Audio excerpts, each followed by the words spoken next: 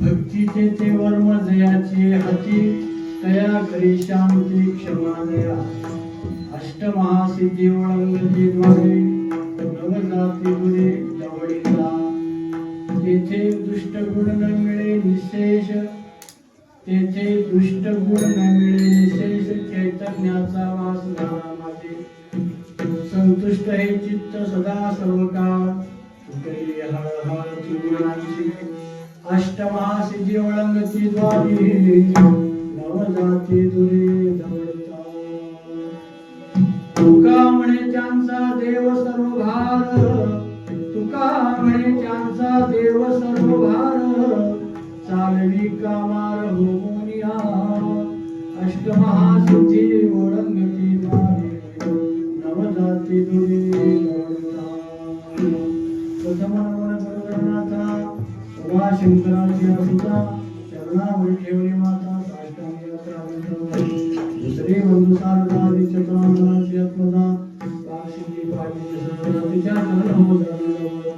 आता वंददेव ब्राह्मण ज्यांचे पुण्य पावन प्रसन्न होती श्रोते जनता माझे नमन दंडवत आता वंदरंग भूमिका कीर्तनी उभे होती लोका टाळ मृदंग श्रोते देखा त्याला नमन दंडवत ऐसे नमन करुणी सकळ हरिकथा बोले गोवड्या बोला अज्ञान म्हणून आपुल्या बाळा चालवी सकळ नाम पांडुरंगा प्रभू प्रथम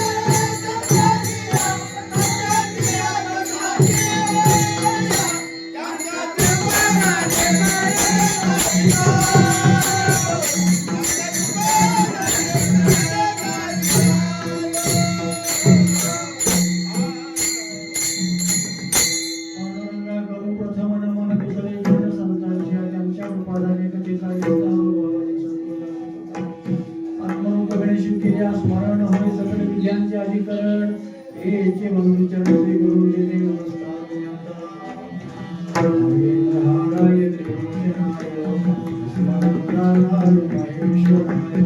नित्याय शुद्धाय दिगंबराय मनोजम मारुतुल्यवेदं जितेन्द्रियं बुद्धिमता वरिष्ठं वातात्मजं वागयुतं श्रीरामदूतं शरणं प्रपद्ये ओम नमो ज्ञानेश्वरा करुणाकरा दयाळा तुमचा अनुग्रह नमो सद्गुरु सुखया ज्ञान दीपा नमो सद्गुरु सच्चिदानंद रूपा नमो सद्गुरु भक्त कल्याण मूर्ती नमो सद्गुरु भास्करा पूर्ण सेवेला सेवक जाणून तुमच्या राजवंदना आहो स्वामी कृपया देवा यावे चिरंतन रूपी सेवे करता निवडलेला आपण महान भगवत भक्त वैराग्याचे मिरवणूक देहू निवासी जगद्गुरु जगद्वंद्य तुकोबारायण उत्कृष्ट अशा प्रकारचा 5 चरणाचा अभंगाच्या सेवे करता निवडलेला आहे. या अभंगाचं विशेषतः देव आणि भक्तांचा संगम ज्याला म्हणतात, देव आणि भक्तांची प्रीती कशा प्रकारची असते, काय असते, भक्त भक्ती करत असताना कोणती भक्ती करतो की ज्या भक्तीमुळे त्याला कुठलंच काही कमी पडत नाही. अष्टमासिद्धी त्यांच्या घरामध्ये राहतात आणि मग त्या देवता कोणत्या, भक्त कोणते असा एकंदर या अभंगामध्ये विचार आहे. कारण जीव म्हटला की जीवाला सुखाची इच्छा आहे. प्रत्येक जीवाला, मुंगीपासून ते ब्रह्मदेवापर्यंत प्रत्येक जीवाचा विचार करायला गेलं तर सुख पर्यायाला आनंद प्राप्ती व्हावं यासाठी 24 तास प्रयत्न करतात. आणि सुख देणारा, जीवदान देणारा तो परमात्मा आहे. मग त्या परमात्म्याची भक्ती कशी केली पाहिजे, काय केली पाहिजे की जेणेकरून आपल्या घरामध्ये, आपल्या कुटुंबामध्ये सुख, संपन्न, ऐश्वर्य येतं, हा विचार या भागामध्ये व्यक्त केलेला आहे. थोडासा परिहार देणं आवश्यक आहे. आपल्या भालकी तालुका येथील गणेशपूरवाडी हे छोटस गाव, परंतु नावाजलेलं, नामांकित झालेलं का, तर ज्या गावामध्ये परमात्म्याचा अंश आहे, परमात्म्याचं विशेष अधिष्ठान आहे, किंवा ज्या गावामध्ये संतांची विभूती जिथं अवतरण झालेली आहे, त्या गावाला महत्व येत असतं. पंढरपूर असेल, आळंदी, देहू, पैठण वगैरे असतं, पण इकडे आपल्या परिसरामध्ये सुद्धा या ठिकाणी एक विशेषता म्हणजे गणेशांची. असं गणेशाचे मंदिर असतात बऱ्याच ठिकाणी, पण आपल्या या गावामध्ये गणपती बाप्पाचे विशेष महत्व आहे. कारण हे मूर्ती, हे गणेश म्हणजे संकट विमोचक, संकट दूर करणारा आणि कामना, इच्छा पूर्ण करणारा आहे, असं भाविकांचं, भक्तांचं, श्रोत्यांचं सगळं महत्व आहे. आणि त्यामुळं प्रत्येक संकट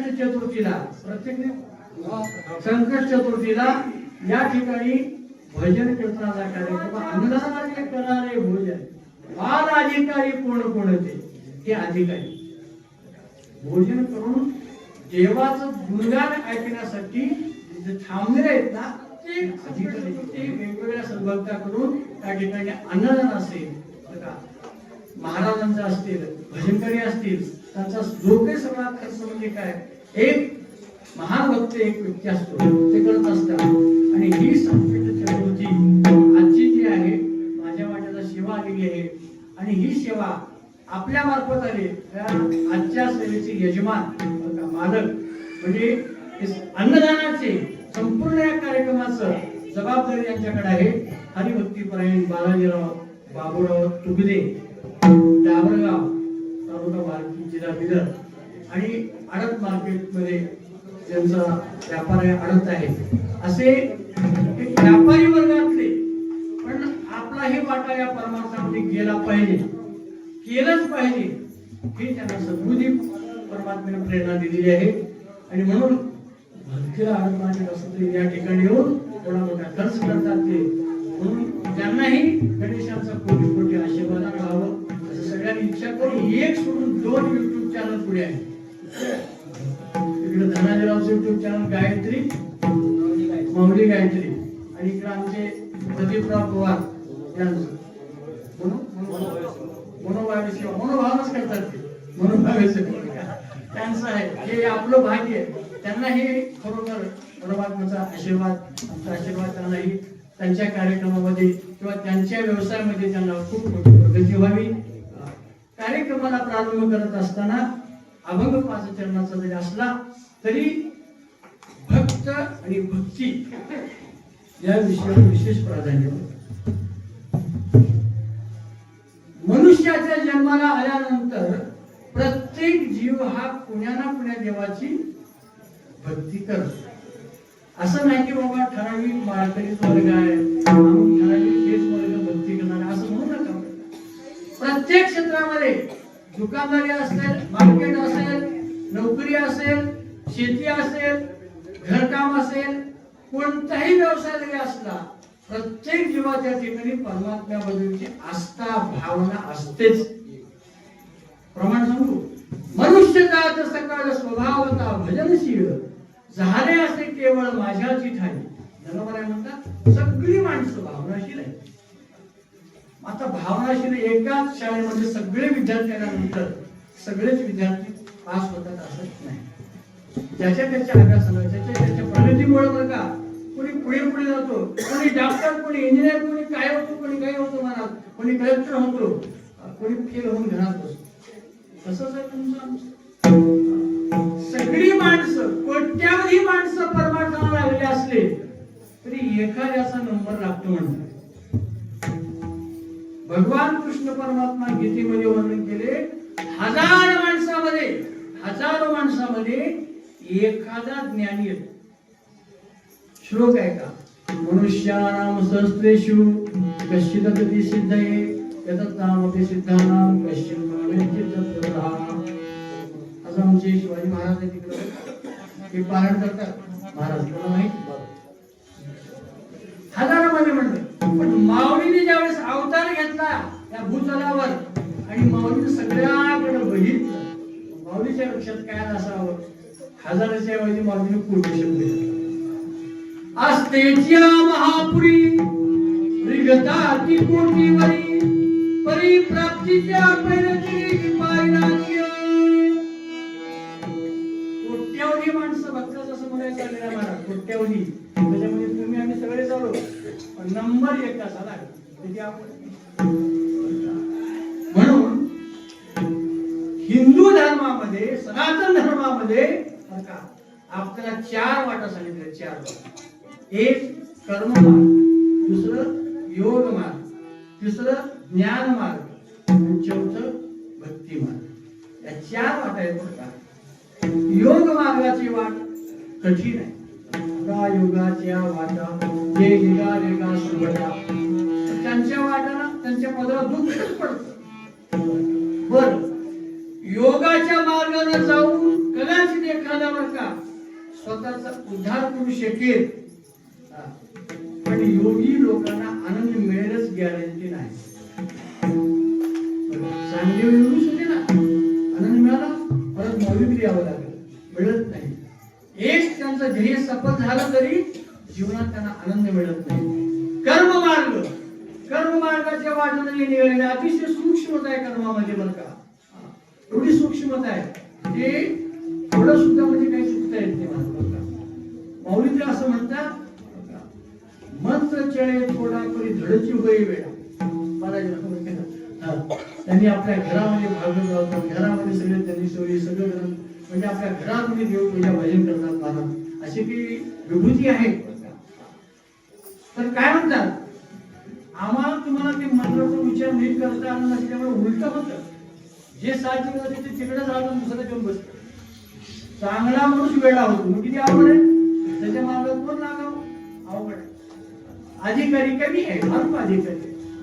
कर्म मार्गाने गेल्यामुळं विशिष्ट त्यांना म्हणजे एखादी लोकांना प्राप्त जरी झालं, परंतु काय म्हणता येते, पुण्याची पावते सरे सवे चित्रपणाची उभी उतरे, मग योग लागते माघारे मृत्यू लोका. परत यावं लागतं, आनंद पुन्हा दुःख.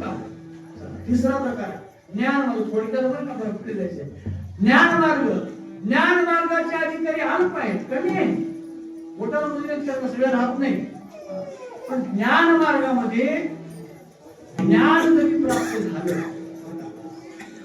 त्यांना प्राप्त झालं, पण सूक्ष्म त्यांना अहंकार आला आणि ज्ञानानं त्यांना जे साध्य करायचं आहे तो नेमकं त्यांना समाधान तो प्राप्त होत नाही. पंडित असेल, ज्ञानी असेल, पण ही गोष्टी मिळत नाही. अहो हे जाऊ द्या, 18 पुराण यांनी गेले त्या व्यास महाराजांना आनंद मिळाला नाही.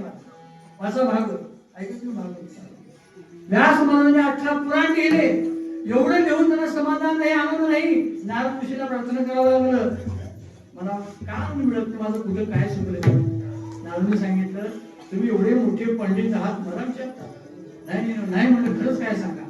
मग शेवटी नारदाला विनंती केल्यामुळे सांगावं लागलं, सगळं काही तुम्ही ज्ञान लिहिलात, परंतु भक्त चरित्र ज्याला म्हणतात, कृष्ण लीला ज्याला म्हणतात, ते न लिहिल्यामुळे तुम्हाला समाधान नाही, आनंद नाही. आणि मग तेव्हा भागवत महापुराण लिहिले आणि त्यांना समाधान. मला सांगायचं काय, कर्म मार्ग, योग मार्ग, ज्ञान मार्ग, तिन्ही मार्गाचा अवलंब केला, पण यांना आनंद समाधान मिळालं नाही. आता भक्ती मार्ग एक आहे. भक्ती मार्ग तिन्ही मार्गापेक्षा सोपा आहे.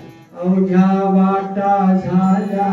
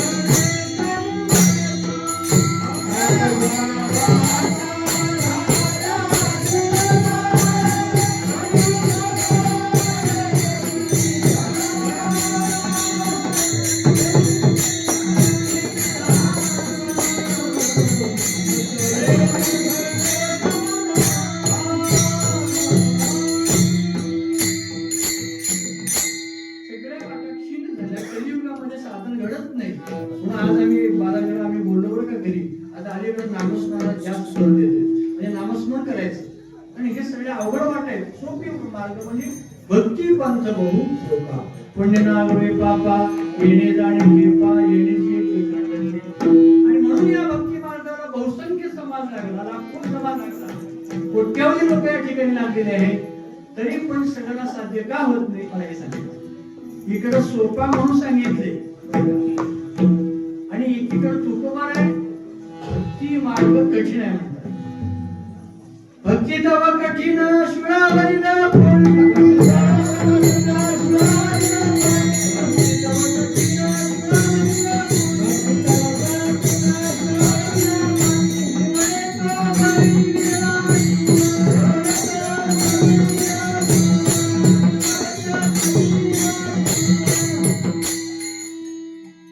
तुकोबारांनी बघा इकडं सोपंही सांगितलं आणि बरोबर सोपं का सांगितलं ऐका.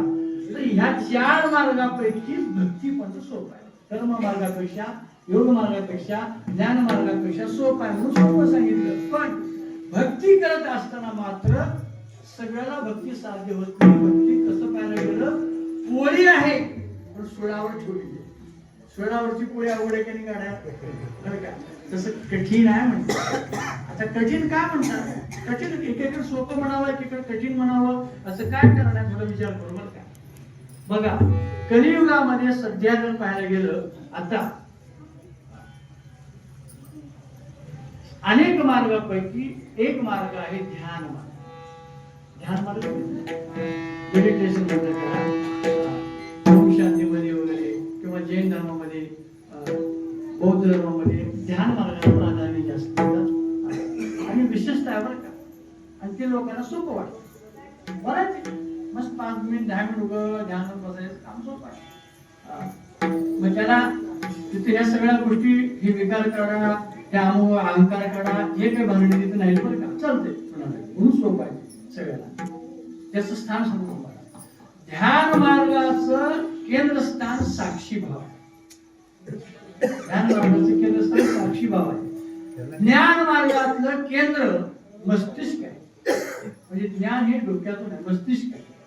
तसं भक्ती मार्गाचं केंद्रस्थान हृदय आहे. भक्ती ही हृदयापासून आली, जिव्हाळ्याची झाली पाहिजे भक्ती, तर त्या भक्तीला महत्व आहे. अजून काय बाकी मार्गामध्ये अहंकार येतील जातील पण भक्ती मार्गामध्ये किंचित सुद्धा अहंकार येता कामा नये. हे त्याच्यातलं वर्म आहे बरं का. मग तुम्ही आम्ही काय करतो भक्ती करतो, सगळे भक्ती करतो पण भक्ती करत असताना अहंकार ठेवून माझ्याकडे कोण भक्ती करते, माझ्याकडे कोण मार्या केले, माझ्याकडे जप कोण केले आम्ही म्हणतो माझ्यावर कीर्तन कोणी केले भक्ती मागायला लागलं उगाचच अहमपणा येतो आणि अहमपणा आला की त्याला माहिती म्हणून भक्ती करावी पण भक्तीचं वर्म लक्षात द्यावं भक्तीचं वर्म कळालं की त्याच्या घरामध्ये शांती क्षमा दया नांदल्याशिवाय राहत नाही अभंगाचं भक्तीचे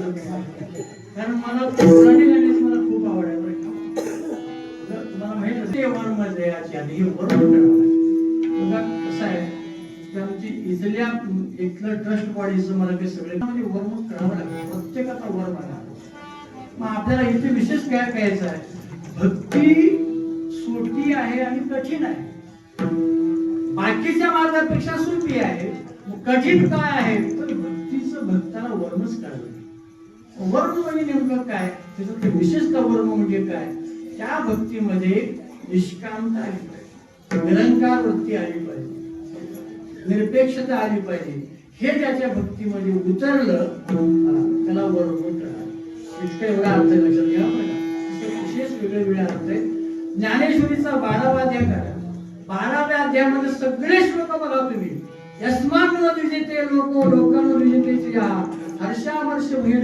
मुक्तो तस्मे प्रिया किंवा समशत्रूचे मित्रेचे तथा मानापमानाय हो शीतोष्ण सुख दुःखेषु समसंग विवर्जितो अनपेक्षा शुचि दक्ष उदासीनो गतव्यतः सर्वारंभ परित्यागी यो मद्भक्ता समी प्रिया अपेक्षा नाही असला पाहिजे हे सांगायला सोपं आहे ऐकायला सोपं आहे वागायला कुणाला आणि सांगून मोकळे तुम्ही ऐकून मोकळे तेच महाभागी काही होऊन गेले बरं, त्याला अधिकार आहे मला बरं का. म्हणून थोडं थोडं हळूहळू ढाळे हळूहळू आपण जावं. एकदम तेवढा अधिकार आम्हाला मिळत नाही, पण जावं. पण जाताना एक एक पावलाचं किमान अंतर कमी करावं. पण काही नाही, एक लक्षात ठेवा बरं का, राजा हो या रंग सभिका अंत एक साव. एकच वाक्य गाण्याचं लक्षात ठेवा तुम्हाला. शेवटी परिणाम काय, शेवटला कोण कुण्या भागामध्ये, कोण कुण्या क्षेत्रामध्ये, कोण किती कमाई केला, लक्षाधीश करोडपती अब्जपती जरी असला, शेवट हे कळावं. हे ज्याला कळालं तो भक्तीमध्ये उतरतो. आणि हे जरा माहिती असून जरा दुर्लक्षित केलं की माणसाची गाडी धाव वेगळीच येते बरं का. आणि अशी धाव येते की टक्कर होते ऍक्सिडेंट. म्हणून भक्ती मार्ग आम्हाला संतांनी शिकवला. भक्तीचे ते वर्म जयाचे हाती. आता सगळ्यांना माहित असते भक्ती सांगू. नवविधा भक्ती, श्रवणम कीर्तनम विष्णुस्मरणम पादसेवनम अर्चनम वंदनम दास्य सख्य आत्मनिवेदनम. हे नवविधा भक्ती भक्ती सूत्रामध्ये भक्तपदाने सांगितलेले आहे. श्रवण भक्ती परीक्षिताने केलं, कीर्तन नारदानी केलं, विष्णुस्मरण ध्रुवानी केलं, प्रत्येक भक्ताने दास्यत्व भक्ती हनुमंतानी केली, सख्यत्व भक्ती अर्जुनाने केली. एक एक भक्तीचं एक एक अंगीकार केला तर त्याचा उद्धार झाला. हे सगळ्यांना माहिती आहे म्हणून काही समजू नका, पण आपण ऐकलेलं असतं. नारद भक्ती सूत्रामध्ये वेगळे भाव आहेत. त्याच्यामध्ये 11 प्रकार सांगितले. मधुसूदन सरस्वती यांनी 24 सांगितले. जीव गोस्वामी यांनी 64 अंग सांगितले भक्तीचे. काय सांगायचं. चला, अलीकडं जे वेदांताचार्य आहेत, प्रख्यात पंडित, आज ते हयात नाहीत. आज टीव्हीवर आस्था चॅनल आपल्याला बघायला मिळतं बघा. त्यांचं रूप, त्यांचं प्रवचन, राधे राधे म्हणून. राधे राधे म्हणजे वयोवृद्ध आहेत ते महाराज. जगद्गुरु कृपालू महाराज. कृपालू महाराजांनी वेदांताच्या भक्तीचं 2 प्रकारचा सांगितलं. अनासंग भक्ती आणि सासंग भक्ती. अनासंग भक्ती म्हणजे कशाला म्हणायचं. अनासंग भक्तीमध्ये पूजा करायचं, अभिषेक करायचं, हाताने टाळी वाजवायचं, मुखानं नामस्मरण करायचं, पायानं तीर्थयात्रा करायचं, सगळं करायचं, पण मन मात्र विषयात ठेवायचं. मन विषयामध्ये गुंतलेलं आहे, सगळी क्रिया भक्तीची चालू आहे, त्याला फल प्राप्त होत नाही. सासंग भक्ती, डोळ्यानं देवाला बघायचं, कानानं गुणगान ऐकायचं, हातानं पूजा करायची आणि मनानं त्याचं स्मरण ध्यान करायचं. सगळं कुठे जरी गेला, कुठे जरी असला, पण मन मात्र त्याच्या जवळ आहे. ही भक्ती विशेष प्राधान्य दिलेली आहे. आता याचाच प्रकार थोडं सोपं सांगतो. 2 प्रकार आणखी एक आहे. एक सकाम भक्ती आणि दुसरी निष्काम. सकाम भक्ती म्हणजे त्या भक्तीमध्ये कामना आहे. तुम्ही आम्ही सकाम भक्ती करतो. ते वाईट असं म्हणायचं नाही, पण मर्यादित थोड्या वेळात भक्ती चांगली आहे, पण पूर्ण फल मिळत. सकाम भक्ती तुम्ही इच्छा करा, देव तुमची इच्छा पूर्ण करतो, ते भक्ती जमा झालं. पण निष्काम भक्ती ही उद्धाराला आहे. निष्काम भक्तीनं उद्धार होतं, निष्काम भक्तीनं आनंद प्राप्त होतो. सकाम भक्ती म्हणजे एक मिळालं, सुख मिळालं, पण दुसरं दुःख पण येऊन थांबतं.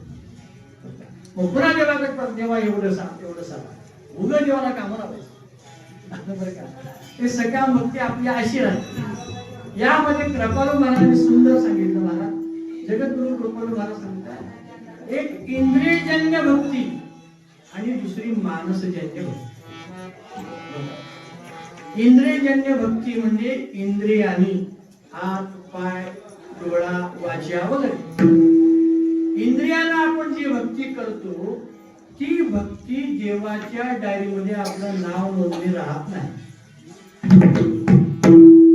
भक्ती करणं पण देवाच्या डायरीमध्ये आपलं नावच नाही. इंद्रियजन्य केलेली भक्ती फक्त दिसते, पुण्य देऊन जाते, पण देवाच्या जवळ नाही. दुसरी आहे मानसजन्य भक्ती. मनानं केलेली जी भक्ती आहे तीच भक्ती देवाच्या डायरीमध्ये नोंदली जाते.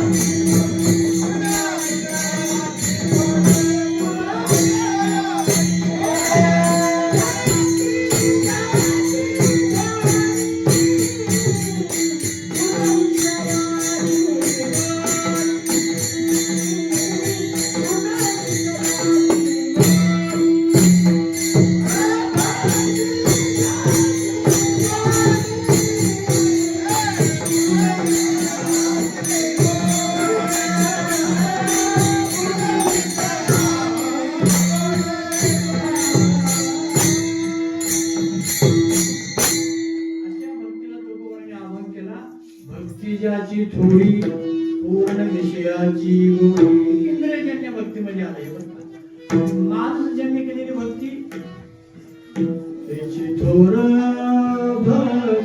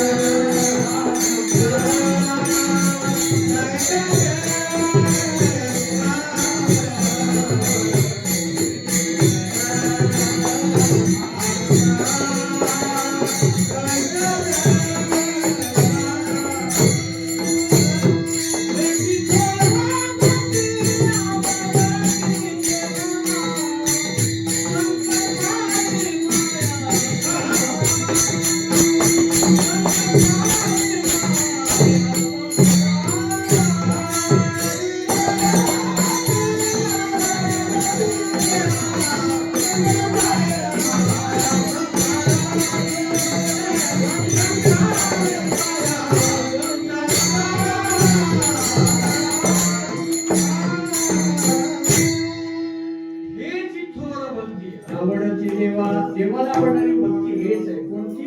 निरंकार वृत्तीने केलेली, निष्काम वृत्तीने केलेली, निरपेक्ष वृत्तीने केलेली भक्ती ही देवाला थोर वृत्ती आवडते. संकल्पावी माया संसारावरचं प्रेम, संसारावरची माया कमी करून देवावर प्रेम करणं हे थोर वृत्ती असू द्या.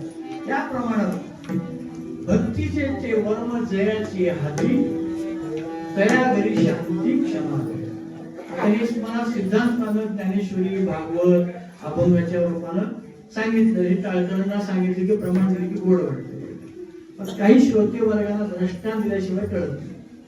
म्हणून दृष्टांत सांगतो तुम्हाला. एक वर्माच्या बाबतीमध्ये असं पुष्कळ आहे, परंतु वर्माच्या बाबतीमध्ये गाथ्यामध्ये दृष्टांत आहे, अभंगच आहे बघा. दोन्ही दिवसाची सारखी वर्म जाण्यातून पाहिजे. एक नेत्र झाकून करती जप, एक बैसूनी घेती झोप. एक डोळे झाकून जप करायला आहे मनातल्या, आणि एक झोप येऊ लागला. दोन्ही सारखे दिसते. वर्म जाणे तो पारखी, वर्म जाणणारा पारखी असतो. एक तटस्थ मानसी, एक सहजची आळसी. एक मनामध्ये तटस्थ आहे आणि एक आळशी आहे. दोन्ही सारखीच वाटाले.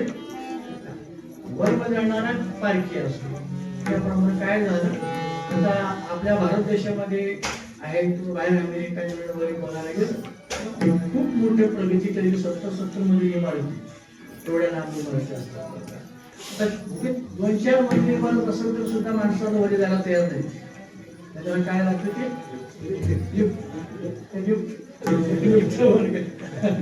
लिफ्टला बटन लावायचं, 4था 3रा मध्ये लावले की हुवाड्याचं जायचं वर. अशी सोय झाली आहे.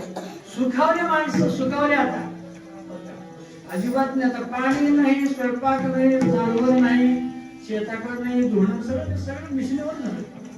मग काय करतो मग अशा प्रकारे 4 मित्र होते सगळ्यात वरच्या मजलीमध्ये 70व्या. तिथं राहायचे 14 मित्र. प्रत्येकाचा व्यवसाय वेगळा होतं, पण जाताना चौघ एकाच गाडीमध्ये बसून जायचे, ड्युटी झाली की चौघ एकाच गाडीमध्ये बसून यायचे, त्याच घरामध्ये राहायचे, असा नियम होता. एक दिवस दररोजच्यासारखं झालं आणि एक दिवस गाडी खाली सोडले आणि बोर्ड बघितला, पुढे सूचना म्हटली. का सूचना म्हणते, आज दिवसभर लाईट कपात असल्यामुळं लिफ्टची सोय बंद आहे, तुम्ही पायी जाऊ शकता. आता हे सुकावलेले माणसं बसून म्हणलं असं झालं, चक्कर आली म्हणलं आता लिफ्टची नाही सोय, सरळ जायचं बरे. मग तेवढं आमचं सगळ्यात वर्ष म्हणलं आता मग काय करायचं म्हणजे आता हाताचं म्हटलं एखाद्या आता हाताशिवून काय करणार, सगळं खायचं भांडवल बरेच आहे आपल्याला, तिथं सगळं आराम करायचं बरेच आहे, इथं थांबून का जमतंय, चला म्हणलं जाऊ, तेवढ्यावर कसं जायचं म्हणतंय. एकानं म्हणलं असं करू म्हणलं काहीतरी गोष्ट सांगू, काहीतरी कहाणी सांगा, तू एक कहाणी सांग, कहाणी सांग, असं बोलत बोलत बोलत जातो. एकानं सुरू केलं, काहीतरी कहाणी सांगितलं, बरं का प्रकार सांगितले, कहाणी छोटी कहाणी सांगितलं, त्याची कहाणी संपली, एक 4 मजल वर गेले. दुसरा म्हणलं तू काय तर सांग, हे म्हणलं छोट्या कहाण्या समजून मध्ये जरा लांबावं लागतंय आणि ते ऐकत जात आहे ते वर म्हणलं, त्यांना रामायण काय रामायणाचं सगळं कथा सुरुवात केली. कौशल्या सुमित्रा विवाह करताना सगळं सांगत गेले, फार बरंच गेले 15-20. अरे कसं करायचं म्हणा, तू तिसरा एक सांग म्हणा. त्यांना म्हणलं मी महाभारत सांगतो होता म्हणलं, तर महाभारत सांगा. महाभारत सांगता सांगता फार जवळ आता एकच माझ्यावरच होतं, तेवढ्यावर होते संपूर्ण मला म्हणलं तू एक घ्यायच का, तुझं एक सांग म्हणलं. त्यानं म्हणलं हा वेग राहिलं ना म्हणलं, मग आता आलंच का घर आलंच का म्हणलं. अरे घर नाही बाबा, अजून एक तर मला नाही पुढे जावं लागतं, घरात जावं, सांग तू राहिलं की सांग म्हणलं. ठीक आहे म्हटलं सांगतो म्हणलं, तर चला त्यानं ओळख केलं, विचार केला, सगळं गेलं चढत गेले. मी जे सांगणार आहे सरळ सरळ चालत पुढे, मी जे सांगणार आहे मी रामायण सांगत नाही, मी महाभारत सांगत नाही, मी कुठला इतिहास सांगत नाही म्हणून. मग काय सांगायचं ते सांग, एखादी उगत कल्पक कल्पित काहीतरी गोष्ट सांग, गोष्ट सुद्धा सांगत नाही, मी खरं सांगतो म्हणलं, सत्य घटना सांगतो म्हणलं, सत्य घटना लई बरं झालं की सांग म्हणलं. मग असं करत गेलं. आता एकदम आग वरीच आली म्हणून आता आलंच केलं नाही नाही ते तू सांगावं लागतं म्हणा, तर माझी कहाणी अशी आहे, ऐका सर्वजण ऐका म्हणलं. थांबा आपण 14 मित्र होते, हे आमचं सांगत 70व्या मध्ये राहत होते. अरे हे आमचीच कहाणी म्हणलं, खरी घटना सांगतो ऐका म्हणलं. आणि मग एका सगळ्या ऑफिस मध्ये जायचे, परत यायचे, आणि या दिवशी लाईट कपात असल्यामुळं पायी पायी आले, अगदी आपल्या आपल्या मुक्कामाला आपल्या रूम पर्यंत आलेले आहेत. ते खरं घडले का नाही म्हणून, हा घडले बरोबर, पण सांग बघू आले. आता घरात जाऊन मस्त विश्रांती घ्यायचं आहे, पण घराचं जे कुलूप आहे ना, त्या कुलपाची चावी कारमध्ये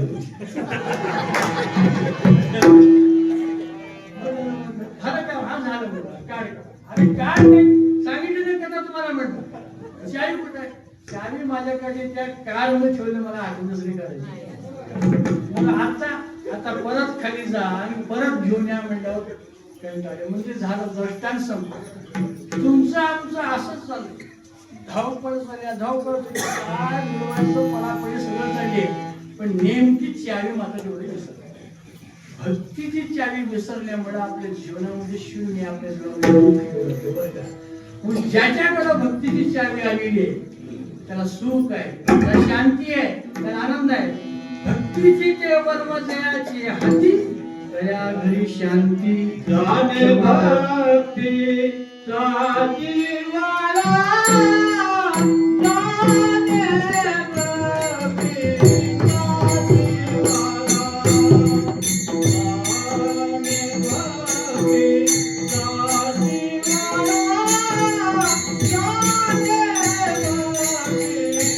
साची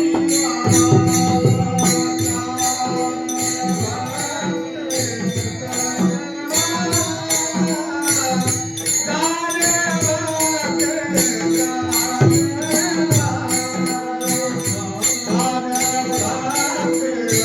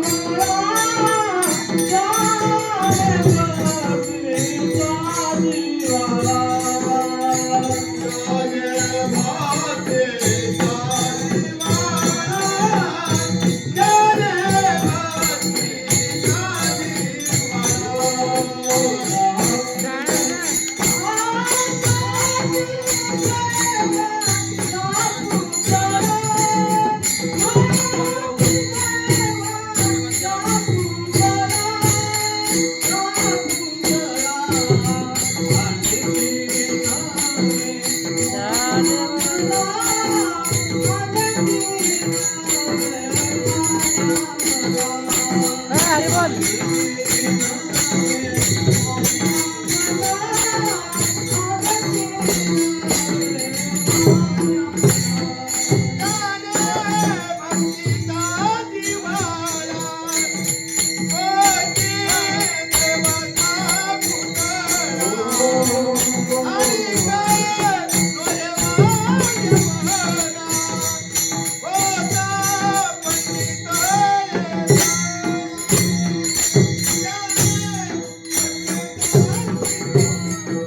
हरी बोल हरी बोल. जाणे भक्तीचा जिव्हाळा तुमचे देवाचा पुतळा आणि कलय माझे म्हणा होका पंडित शाणे जरी झाले असले पण ज्याच्या अंतःकरणामध्ये भक्तीचा जिवंत जिव्हाळा आहे तो भाग्यवान आहे, तो दैववान आहे असं तुकारामाला म्हणायचं आहे. तर भक्तीच्या संदर्भामध्ये आपल्याला बरंचसं चिंतन झालेलं आहे. त्यात ज्ञानेश्वरी झालं पण भागवतामध्ये एक ओळी आहे. भगवान कृष्ण परमात्माने तरुण वयामध्ये उपदेश केला अर्जुनाला आणि ती गीता 700 श्लोकाची गीता आणि वृद्धा काळामध्ये उपदेश केला उद्धवाला ते भागवत. त्या भागवतामध्ये अर्जुनाला एक ओळी म्हणून सांगतात, नाथाय म्हणतात, गोडी आवडी परपुरुष मिथ्या लुडबुडी पतीपाशी ती पतिव्रता नव्हे जशी तशी भक्ती जाण उद्धवा. गोडी आवड परपुरुषाच्या ठिकाणी ठेवून मिथ्या खोटे लुडबुडपणा पती करणं ते जसं पातिव्रत्य होऊ शकत नाही त्याप्रमाणे सगळी आवड सगळी गोडी प्रपंचावर अनेक सगळ्या जीवावर ठेवून माझ्याकडे नुसतं मिथ्या खोटी लुडबुड जर केलं तर ती उद्धवा भक्ती होत नाही असं भगवान कृष्ण परमात्म्याने सांगितलं. म्हणून देवावर निश्चित प्रेम पाहिजे. किती पाहिजे? तू माझी देवा तू माझी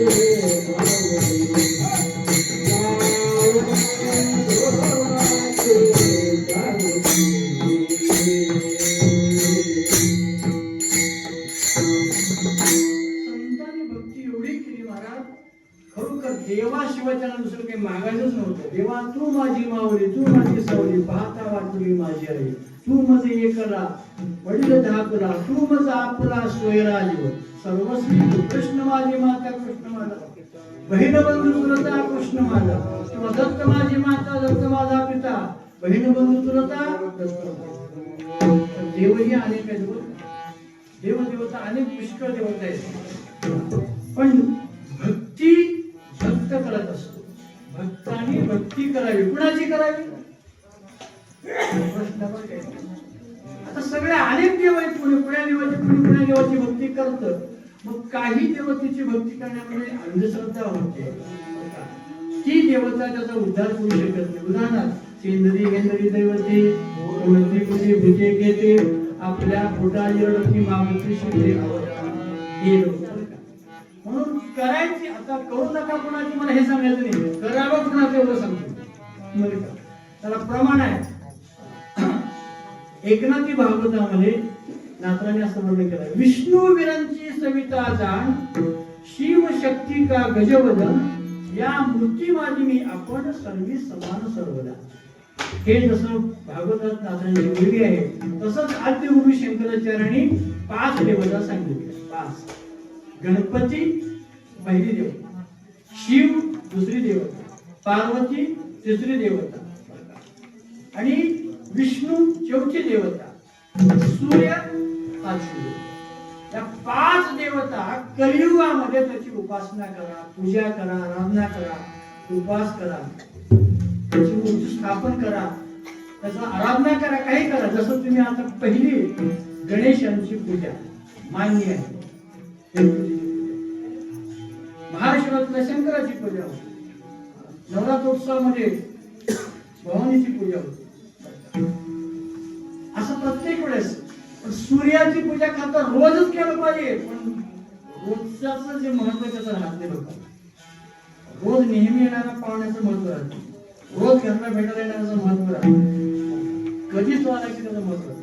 रोज जर दिवस निघाला ना पण त्याला कोणी बोलच ना बघत ना.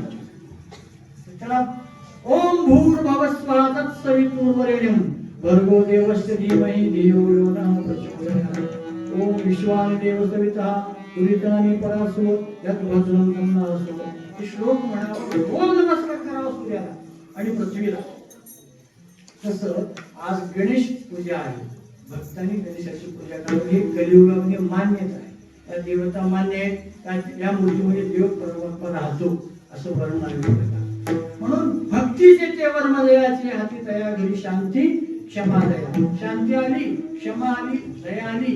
आणखी एवढ्यावरच नाही, भक्ताजवळ हे आलं बरोबर आहे, घरात काय आलं का नाही, काही पैसा अडकाला का नाही, संपत्ती आली का नाही, असं तुम्हाला वाटत असेल तर अभंग दुसरं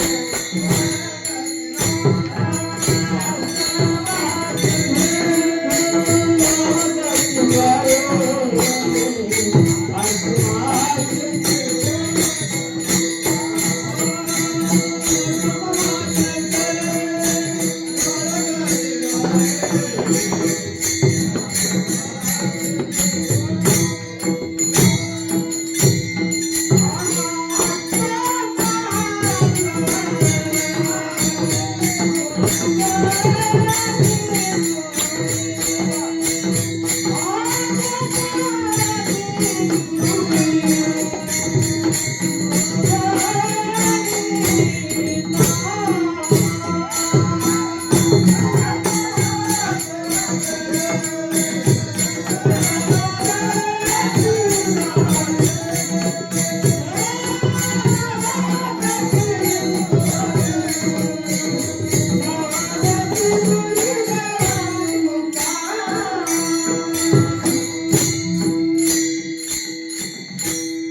अभंगाच्या दुसऱ्या चरणात महाराज सांगतात, भक्ती करणाऱ्या भक्ताच्या अंतःकरणामध्ये प्रगती झाली किंवा परिवर्तन झालं, शांती आली, क्षमा आली, दया आली. तसं बाह्य परिवर्तन, घरामध्ये आपल्या परिवर्तन काय झालं? अष्टमहासिद्धी ओळंगती द्वारे सिद्धी आहेत बरं का. गणेश आहेत ना, गणेशाची पूजा करणारे भक्त, गणेश एकतर गणपती बाप्पा काय करतात? विघ्न दूर करतात आणि त्यांच्याकडे आलेली जी सिद्धी आहे ना, ती सिद्धी भक्ताला प्रदान करतात, सिद्धी देऊन टाकतात. आता सिद्धी म्हणजे काय? वृद्धी सिद्धी ते जे आहेत ना, हे कितीही प्रयत्न केला तर ते प्राप्त होत नाही. एक तर भगवत कृपा व्हावी लागते, संत कृपा व्हावी लागते, दोन त्याशिवाय मिळत नाही. आणि तेवढी योग्यता त्या आपल्या भक्ताची असली पाहिजे, म्हणजे त्याचं ध्यान, त्याचं भजन, त्याचं पूजन त्या भक्ताला झालं पाहिजे. सकळ सिद्धीचे कारण, सगळ्या सिद्धीचे कारण काय? निरपेक्षता, सत्य जाण. सगळ्या सिद्धीचं कारण जर काय असेल तर निरपेक्षता हे त्या सिद्धीचं कारण आहे माझं. आणि हे भक्ताकडे असलं की त्याला सिद्धी प्राप्त होतात. आता सिद्धीचे प्रकार पुष्कळ आहेत. थोडक्यात हे सांगून जातो. एकनाथी भागवताच्या 15व्या अध्यायामध्ये श्लोक नंबर 5, 6, 7 2-3 श्लोकामध्ये, 5व्या श्लोकामध्ये 8 महासिद्धी सांगितले. 8 सिद्धी: अणिमा, महिमा, गरिमा, लघिमा, प्राप्ती, प्राकाम्य, ईशत्व व सिद्धी. 8 महासिद्धी सांगितलेले आहेत. म्हणजे काय करतात? अणिमा म्हणजे अणिमा सिद्धी काय करते? माणसाला ती सिद्धी प्राप्त झाली, देवाकडून आपल्याला मिळाली, समजा कळत नाही ते कसं आले कार्य आपल्याला कळत नाही, पण आपली योग्यता असली पाहिजे, देव देऊन टाकतो. अणिमा सिद्धी म्हणजे सामान्य नाही, आपलं रूप लहान करता, सूक्ष्म रूप करता. हनुमंतराय लंकेमध्ये गेले, सूक्ष्म रूप घेऊन प्रत्येक लंकेमध्ये बघितले महाराज कुठे ती सिद्धी होती. आणि लघिमा त्याच्या उलट आहे, प्रचंड रूप धारण करता येत. राजा रावणा पुढं उंच सिंहासनावर राजा रावण बसलेला होता. हनुमंतराय खाली धरून पकडून आणले. तर हनुमंतराला वाटलं त्या रावणापेक्षा आपण उंच बसावं वाटलं. आता काय करावं? शेपटीला आज्ञा दिली, शेपटीली आणि प्रचंड मोठं रूप धारण केलं, एकदम उडी मारून त्याच्यावर बसलं. हे हनुमंताला जमलं महाराज, आपल्याला जमलं का? ही महिमा सिद्धी हनुमंताला प्राप्त. आणि महिमा, गरिमा एक सिद्धी आहे. गरिमा सिद्धी काय करत असते? त्या सिद्धीच्या बलावर एका इंद्रियावर सगळी शक्ती ठेवता येते, एकाच इंद्रियावर. त्याच लंकेमध्ये कोण गेला होता? अंगद लंकेमध्ये. आणि अंगद केलं बरं का, अंगदाला संभाषण केलं, रावणाशी संवाद केला. रावण नाही केल्यामुळे, सीतेला न सोडल्यामुळं परिणाम असा झाला, तुमच्याकडे किती शौर्य, किती बहादर तुम्ही घेतले, माझा एक पाय हलवून टाकला, असं पाय एकच पाय असं ठेवलं. एक दोन नाही, शेकडो राक्षस सगळेजण पायाला हलवायला बघितले, पायच हलवले. सगळी शक्ती, प्रचंड शक्ती एकच इंद्रियावर आणायचं, एक प्रकारची सिद्धी आहे. अणिमा, महिमा, गरिमा, लघिमा म्हणजे परत आपापल्या स्वरूपामध्ये लहान असं आहे. प्राप्ती, जे आपल्याला प्राप्त करून घ्यायचं आहे, जे मिळवायचं आहे, ते तिथं पण आदर्श रूपाने जायचं, तेवढं प्राप्त करून यायचं. आताच्या भाषेत सांगू, मिस्टर इंडिया बघितलं का? मिस्टर इंडिया म्हणजे बघा, ते असं दाखवलं एकदम आदर्श होतं ना, कुठं जायचं ते जातं, करता आणि कोणा येऊन थांबतो, काहीच कळत नाही कुणाला. त्याच्यावरच शोध लावून त्याने काढलेलं आहे. अशा प्रकारे ती प्राप्ती करून घेता येते. अजून काय? प्राकम्य. प्राकम्य जे सिद्धी आहे ना, त्या सिद्धीनं पाण्यावरून चालता येईल. काही लोक चालतात पाण्यावरून चालतात, आणि काही आकाशामध्ये असं उड्डाण करता येतं. कुणाला उड्डाण करता आम्ही फक्त एक हनुमंताला उड्डाण करता आलं, पण ते आपल्याला एक करता येतं, पण तेवढी योग्यता आली पाहिजे. हनुमंतासारखी भक्ती केली पाहिजे आम्ही. होतच ह्या प्राकम्य ईशित्व भक्ती, सात्विक ईशित्व सिद्धी. ती सिद्धी काय होतं, त्या सिद्धीच्या बलावर काय करता येतं, गाव असो, देश असो, जगातलं कुठलं कोणी असो महाराज, त्या सगळ्याला आकर्षण करता येतं. त्यानं जे बोलत ते बोलत ते लोकांना सगळ्याला पडतं. बोलणार आपल्या देशाचे पंतप्रधान काय का बोलणार ते लोक फसू काय का बोलून ते थोडं आकर्षण आहे. बाहेर जगात बाहेर गेलं मोदी मोदी मोदी आणि इथं सांगावं भारतामध्ये कोरोनाचा पिरियड लागलेलाय, सगळ्यांनी घंटा नाद करा, घंटावर विरोधी लोक सुद्धा घंटावर अजून घंटावर दिवे लाईट हाफ करा, दिवे लावा, ही विशेषतः सिद्धी आहे. एखाद्या व्यक्तीच्या, एखाद्या मंत्री, पंतप्रधान असेल, कोणी महात्मा असेल, त्यांनी शब्द काढावा, त्या शब्दाची उच्चाराची घनता एवढी असावी, ते शब्द एवढं वायपट जात नाही, सगळ्यांनी करावं. अगं अख्खा देश विश्वातल्या लोकांनी मानावं. ईशित्व सिद्धी आणि ईशित्व सिद्धी अशा प्रकारचे 8 महासिद्धी आहेत. पुढे आणखी 18 सिद्धी आहेत बरं का. त्याच्यामध्ये दूर श्रवण आहे, दूरला ऐकू येणं, दूरदर्शन आहे, दूर पाहता येणं, परकाया प्रवेश करणं, दुसऱ्याच्या शहरामध्ये प्रवेश करणं, मनोजव सिद्धी, मनानच बरं का त्या ठिकाणी तिथं जाणं, तिथं येणं, आणि स्वर्ग क्रीडा दर्शन, स्वर्गात काय चाललंय तिथलं दर्शन व्हावं, तिथलं नाद ऐकायला यावं. अशा एकदा 10 सिद्ध्या आहेत, 18 सिद्ध्या आणि 5 सिद्ध्या क्षुद्र सिद्ध्यामध्ये दिल्या. त्या सुद्धा सिद्ध्या अशाच प्रकारच्या आहेत मला बोलता की जे संकल्प करावं ते प्राप्त होतं. अशा काही सिद्ध्या सांगितल्या भागवतामध्ये. मग हे सगळ्या बाकीच्या नाही, पण इथं तुकोबारा म्हणतात अष्टमहासिद्धी, 8 मुख्य सिद्ध्या आहेत ना, ते प्राप्त होतात. अष्टमहासिद्धी ओळखण्याची द्वारे नवजाती दुरी जवळी दूर केलं तरी जात नाही. आता एकीकडे बघा, हनुमान चालीसामध्ये एक श्लोक आहे, 31वा श्लोक आहे हनुमान चालीसामध्ये, अष्टमहासिद्धी नवनिधी के दाता. अष्टमहासिद्धी आणि नवनिधीचे दाता हनुमंत आहे. ते सीता मातेचं वर्णन केलेलं आहे त्यांचं बरं का. 8 सिद्ध्या झाल्या. निधी प्रकार वेगळे, सगळेच माणसं श्रीमंत राहतात, पण कुणाची श्रीमंती कुठपर्यंत राहते ते नवनिधी म्हणजे बघा, अभ्यास करून हे करतो. एक पद्मनिधी आहे निधी. पद्मनिधीमध्ये सात्विकपणा, शुद्ध सात्विकपणा आहे, आणि त्या सात्विकपणामधून जोडून या धन उत्तम व्यवहार आहे. असं विचारे वेच करी उत्तमाची गती तो एक पावेल, उत्तम भोगील जीवन काय वगैरे. याच्यामुळं पिढ्या त्याची संपत्ती टिकून जाते. मी शास्त्र सांगते माझ्या परत नाही. महापद्मनिधी सात्विकतेचा अंश आहे, आणि त्या अंशामध्ये तिन्ही मिळवलेले जे पैसा, धन, संपत्ती आहे ना, ते 7 पिढ्या राहते, 8व्या पिढीला कमी पडते. नीलनिधी तिसरा प्रकार नीलनिधी आहे. त्या नीलनिधी मधून जे जमा झालेलं आहे त्याच्यात सत्वगुण रजोगुण आहे. कधी इमानदारी, कधी बेईमानी, असं गुण मिळवलेलं असतं त्यात. आणि हे केलेलं 3 पिढ्या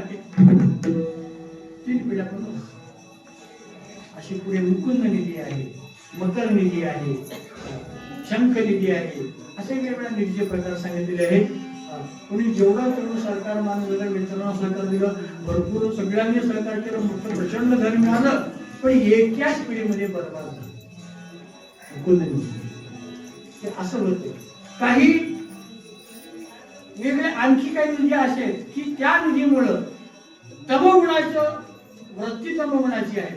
जेवढा काही पैसा मिळवला तो काय करतो, बॉम्ब तयार करणं, युद्धाला तयार करणं, शस्त्रास्त्र तयार करणं, त्याचे लोक एवढंच राहतो, विनाश विनाश हेच काम करत असतो. म्हणून हे दोन्ही सिद्ध्या शास्त्र सांगतं, भगवंताची अनन्य भावानं जर सेवा केली, भगवान आपल्याला संतुष्ट होऊन जर प्रदान केले तर भक्ताला सिद्ध्या मिळू शकतात, पण दिलं तरी भक्त घेत नाही. बुद्धी सिद्धी निधी अवधीच जगत्या परमानंदी. तेव्हा मला बुद्धी सिद्धी नको म्हणतात बरं का.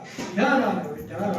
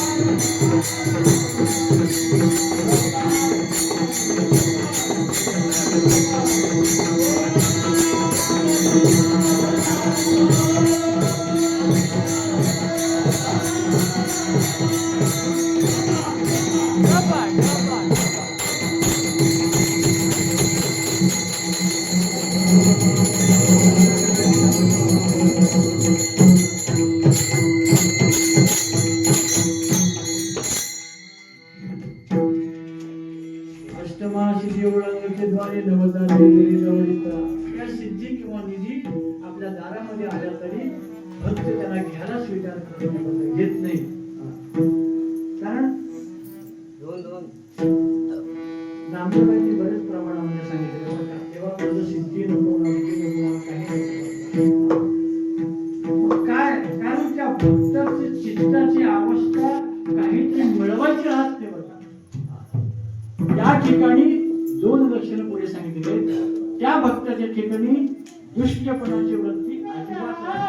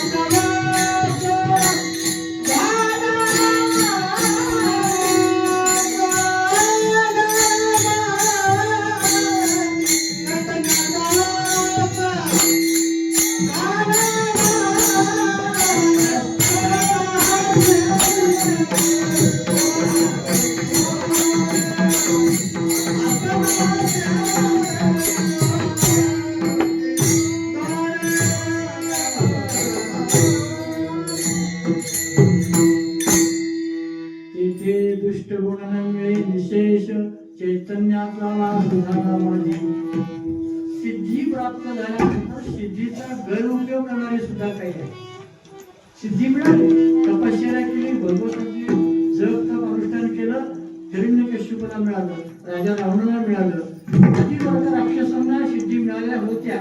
त्या सिद्धीच्या बरोबर अदृश्य व्हायचे, कुठेही जायचं, आपली इच्छा पूर्ण करायचं, आपलं रूप बदलून दुसऱ्या वेशामध्ये जायचं. उदाहरणार्थ पुतना आपलं रूप बदलायचे, सुंदर रूप धारण करायचं. असं झालं पण त्याने त्या सिद्धीचा उपयोग काय केला? दुसऱ्याचं वाईट करण्यासाठी उपयोग केला. आपणच वर्चस्व ठेवावं, दुसऱ्याचं वाईट करावं, असं दुष्टपणा राक्षसाच्या मनामध्ये होता. पण भक्ताच्या मनामध्ये असा राहत नाही. कारण सिद्धीच्या मागच लागत नाही. जरी आल्या काय गेल्या काय, आमच्या ज्ञानोबा तुकोबाला सगळ्या सिद्धी प्राप्त होत्या, तर सिद्धीचा उपयोग ते करत नाही. प्रसंगाला झाला पण ते करत नाही. त्यांच्याकडे दुष्टपणा नाही. ते दुष्टगुण नाही विशेष. चैतन्याचा वास झाला माझी, तिथे चैतन्याचा वास झाल्यामुळं शांत चित्त झालेलं आहे, दुष्टपणा नंतर समोर गेलेला आहे. म्हणून ही अवस्था दिली आहे.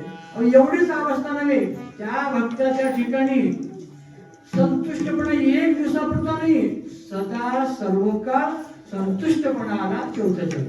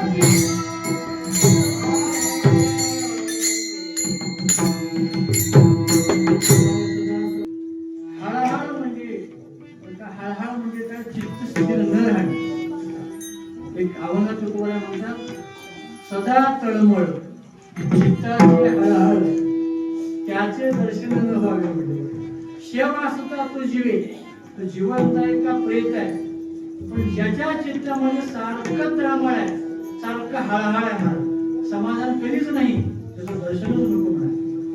आणि समाधानात्व हेच मोक्ष आहे.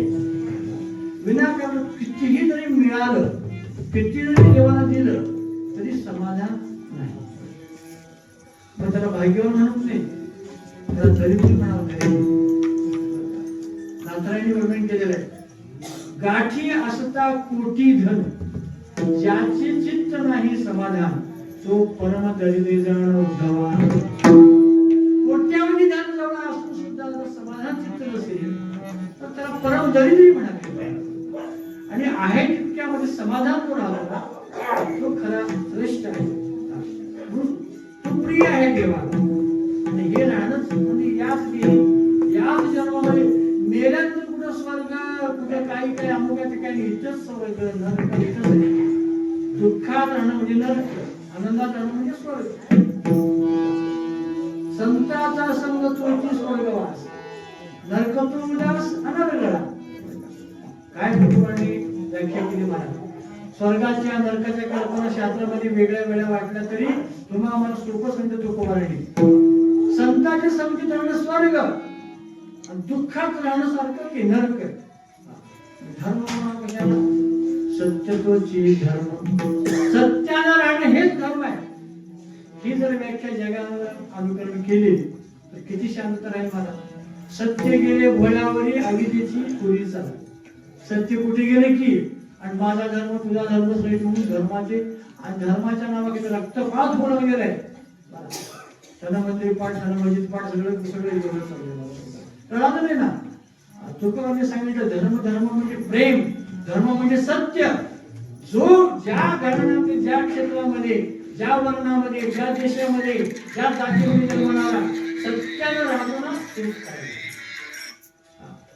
आणि प्रेम तेच खरं धर्म. धर्माची धर्माची व्याख्या वेगळ्या वेगळ्या खूप पद्धतीने केलेली आहे महाराज शास्त्रामध्ये क्लिअर आहे. सगळं धर्म वेगळा आहे, पण खरं आपल्या संप्रदायामध्ये धर्माची व्याख्या शिकवली. पंढरी शिकवणा नाही अभिमान, पाया पडे एकमेकांच्या पाया का पडतो? हृदयात तुमच्याबद्दल प्रेम आहे, मला तुमच्याबद्दल माझ्याबद्दल प्रेम आहे, आणि प्रेमाचं आदान प्रदान करणं हेच खरं धर्म आहे. खरा तो एकची धर्म जगाला प्रेम पावे, जगीने हीनाची पतिता तयाचे दीन सतजनिता तयाला दोन्ही उठवावे जगाला प्रेम कवीने सांगितलं. सानी मुनी नावाचे कवी धर्माची व्याख्या सांगितली महाराज. कुटुंबाने धर्माला झाली सगळ्या धर्माला गोड वाटत. आणि आमच्या संतांनी हेच सांगितलं, विष्णुमय जग भेदा भेद ब्रह्म अंग. ऐका जी तुम्ही भक्त भागवत, तुम्ही भक्त भागवतात ना, हा धर्म शिकवला. म्हणून हे तुटली हाडाहड त्रिगुण म्हणजे सत्व रजतम, तीन गुणापासून सगळंच काही निर्माण होतं. आणि या तिन्ही गुणाच्या पलीकडे तीन गुणातीत झालं, बाधित झाले तीन गुण. आता सगळ्यात वाईट तमोगुण, त्याच्यापेक्षा बरा रजोगुण, त्याच्यापेक्षा चांगला सत्वगुण. आता बघा रामायणामध्ये तीन गुणाच्या विभूती होत्या, कुंभकर्ण, रावण, विभीषण. कुंभकर्ण तमोगुणी, राजा रावण रजोगुणी, विभीषण सत्वगुणी. सत्वगुणी माणसाला देव धर्म प्रेम मान सन्मान आवडत. रजोगुणी माणसाला कोणाचं देणं घेणं नाही, फक्त विस्तार कसा होईल, प्रपंच कसा वाढेल, राजकारणामध्ये कसं प्रगती करता येईल हे आवडतं. तमोगुणी माणसाला काहीच आवडत नाही, खावं प्यावं मस्त होतं, काय देणं घेणं. असली व्यक्ती सगळ्यामध्ये राहते कधी कधी आपल्याकडं. म्हणून सगळ्यामध्ये सत्वगुण श्रेष्ठ आहे, पण शास्त्राने सांगितलं सत्वगुणामध्ये सुद्धा मी सत्वगुणी, मी एक श्रेष्ठ व्यक्ती असा किंचित आणण्याची शक्यता राहते. म्हणून संतांकडं तिन्ही गुणांचा संबंध राहिलेला नाही. श्रीमद भगवद्गीतेच्या दुसऱ्या अध्यायातील 45वा श्लोक वाचा. त्रैगुण्य विषया वेदा निस्त्रैगुण्य भवानी निर्द्वंद्व नित्य सत्वस्तो देयो क्षेमात्मवा. तिन्ही गुणाच्या पलीकडं हे संत जातात. कोण पुण्याचा होईना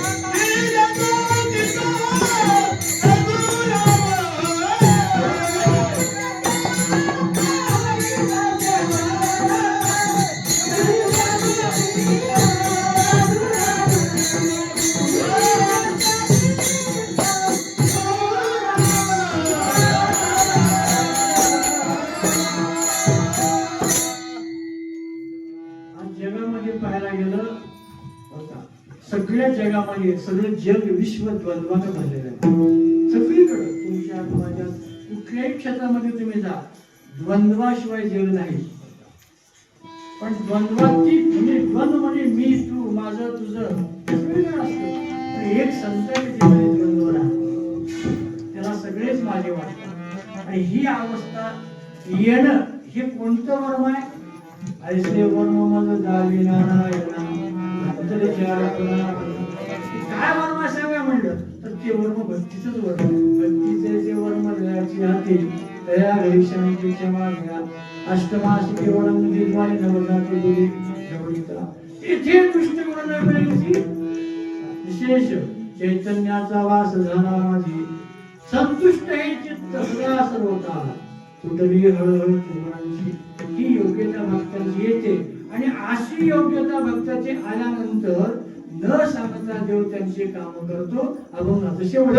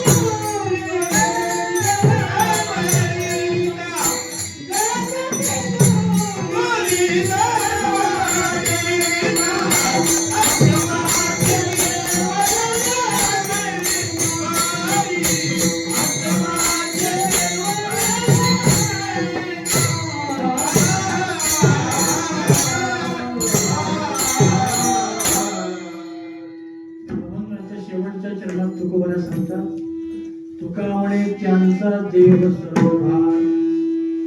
ज्याच्याकडे दुष्ट गुण नाही, ज्याचं चित्त हळहळ नाही, त्याला भक्तीचं उडवून कळालेलं आहे, त्यांच्या तुका म्हणे त्यांचा देव सर्व भार, देव सर्वस्व भार म्हणजे ओझं आपल्यावर घेतो. आणि चालवी कामार होऊन या म्हणजे प्रसंगी या भक्ताचं संकट दूर करून त्याचे काम सुद्धा परमात्मा करतो असं तुझे म्हणतो. आता आपल्याला शंका आहे की महाराज अनेक भक्त आहेत, अनेक भक्त असं सगळ्याचे काम करत देव कसं बसतो, कुठं राहतो, काय करतो, पण त्या परमात्म्याचं कुणाला नाही कळत. परमात्मा प्रत्यक्ष अप्रत्यक्ष त्याला काय म्हणतात बरं का, परमात्मा स्वतःहून त्या ठिकाणी क्रियादान करतो असं नाही म्हणत. जिथं त्याला त्याच्या नुसतं इच्छा मात्र सृष्टी निर्माण झाली, त्याला काय करायची गरज नाही. चाले हे शरीर कोणाच्या सत्ते कोण बोलविले आहे, सत्तेमुळे शरीर चालतं. म्या बोलविल्या वेदू बोले, म्या चालविल्या सूर्य चाले, म्या हलविल्या प्राण हानी जो जगातील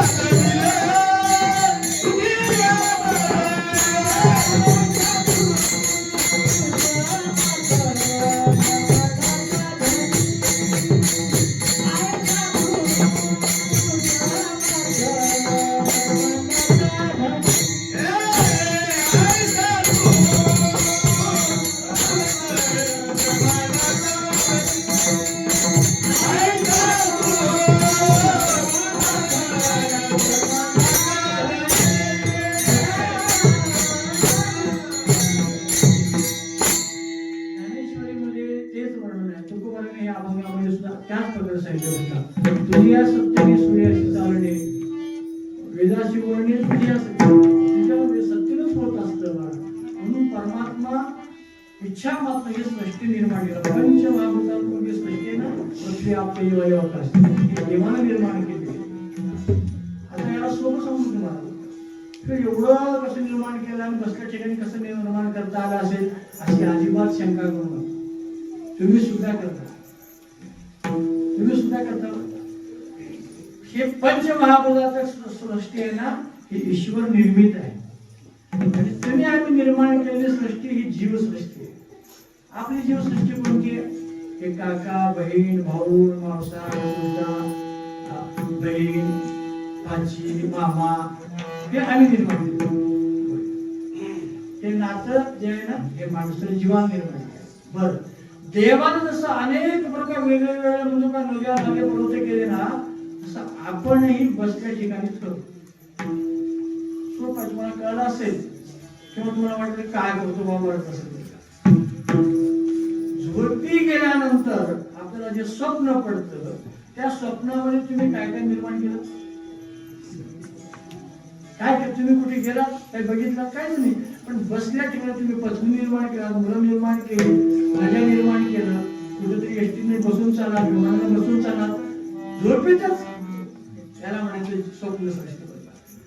जीवाला ज्या आपले स्वप्न सृष्टी निर्माण करता येते तसं परमात्म्याला हे पंचमहाभूतात्मक सृष्टी निर्माण कसं करता येत नाही. म्हणून तो परमात्मा जिथल्या तिथे बसूनच करतो सगळं. तुका म्हणे त्यांचा देव सर्व भार सार्वी कामार होऊन या. अनेक प्रमाण दिलेले. आता बघा, गणेश भक्त, गणपतीचे भक्त, कोणी विष्णूचे, कोणी महादेवाचे, कोणी देवीचे भक्त आहेत. ते आपापल्या पद्धतीने त्या देवाची भक्ती करतात. पण भक्ताला भक्ती करत असताना कशी भक्ती करावी पत्रं पुष्पं फलं तोयं योनि भक्त्या प्रविशति. हे त्यावर भक्ती मोकळी व्हावं असं नाही, हे निमित्त मात्र आहे. पान फूल फळ देणं. खऱ्या अर्थानं आपण देवाला समर्पित हो, हे सगळ्यात श्रेष्ठ भक्ती आहे. आणि हे श्रेष्ठ भक्ती केली गणपतीचे भक्त. कोणा म्हणा एक मोर नावाचे एक भक्त होते. त्यांनी गणपतीची उपासना केली, खूप उपासना केली पुण्यामध्ये, आणि त्याला गणपती बाप्पा प्रसन्न झाले. गणपती बाप्पा प्रसन्न झाल्यानंतर त्यांनी सांगितलं, वरमग्रही, मी तुला प्रसन्न झालेला, तुला काय वाटेल त्या मागाचं ते माग, मी देतो. वृद्धी सिद्धी काय त्याचं देतो. तर त्या भक्तांनी काय त्या भक्तांनी सोनं नाणं पैसा काही मागितलं नाही मला. आणि एकच सांगितलं, देवा माझ्या आयुष्यापर्यंत मी तुझी सारखी भक्ती केली, केवळ पूज्य म्हणून तुला ध्येय म्हणून समजलं. माझी एवढीच मागणी आहे, तू मला वेगळा करू नकोस.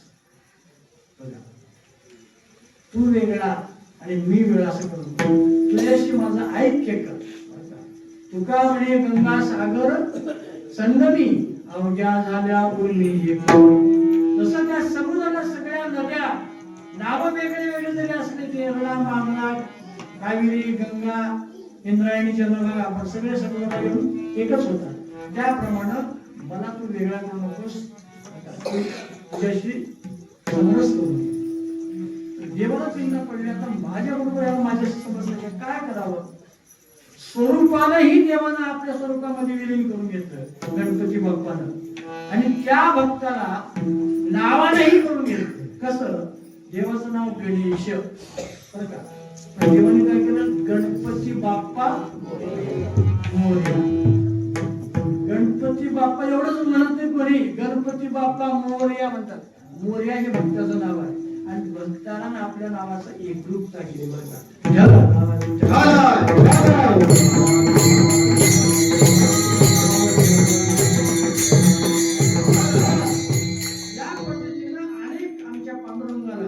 अनेक संतांनी अशा प्रकारची भक्ती केली, आणि देव त्याचं कामाने होऊन त्याची सेवा केली. आता कोणाकडे सेवा केली घटना सांगायला वेळेने आपल्या वेळ संपलेला आहे. एकच अभंग सांगतो फक्त. त्या अभंगामध्ये पूर्ण उल्लेख केल्यावर त्या तुकोबाने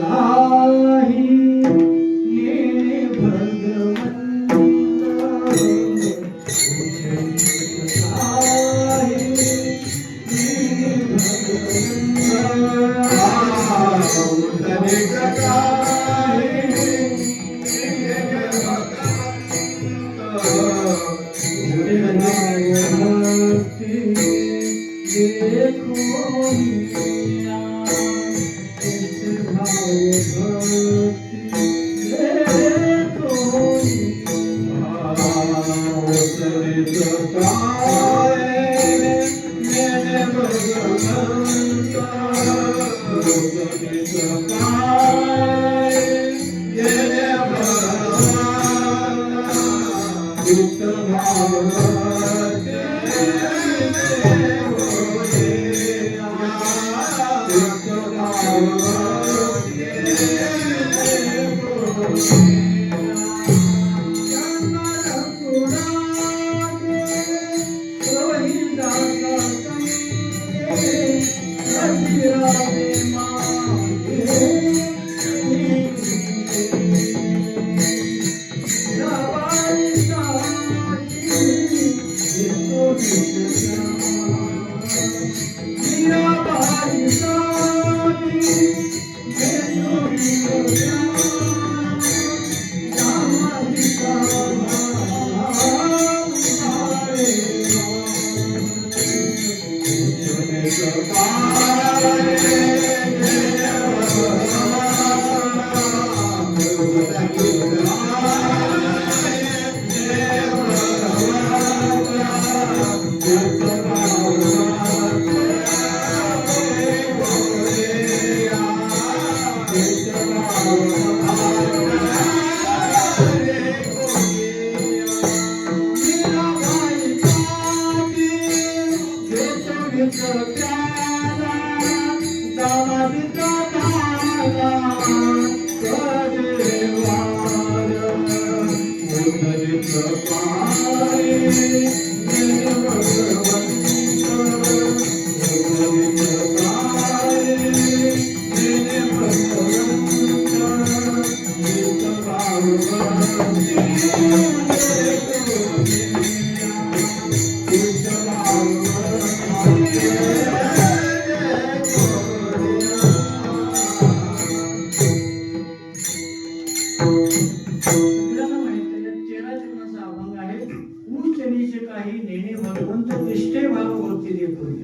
दासी पुत्र कन्या विदुरांच्या पती घरच्या घरी लक्ष्मी पदार्थ चरण होऊ लागे रोहिदासा संगी कबीराचे मागे विडेशी मीराबाईसाठी घेतो विषय प्याला दामाजीचा झाला पाडेवाला पुण्या पुण्या भक्ताची काय काय कामं केली आवडत आहे एवढं सांगायचं आहे चालवी कामाला होऊन विनय रूपांतर